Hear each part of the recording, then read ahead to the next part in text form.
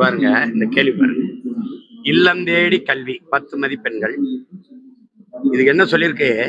கீழே கொடுக்கப்பட்டுள்ள இந்த திட்டங்களின் நோக்கம் மற்றும் தாக்கத்தை சுருக்கமாக விளக்கவும். இல்லம் தேடி கல்வி 10 மதிப்பெண்கள். இல்லம் தேடி கல்வி எழுதணும்.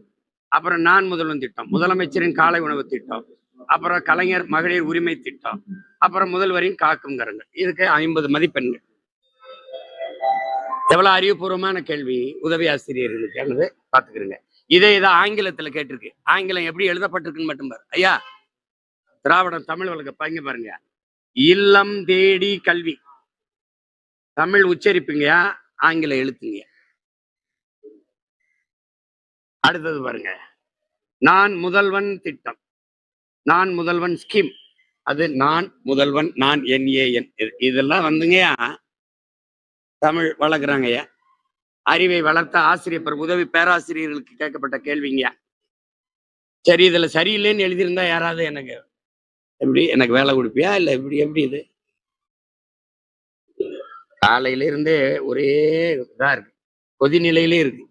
என்ன நாட்டில்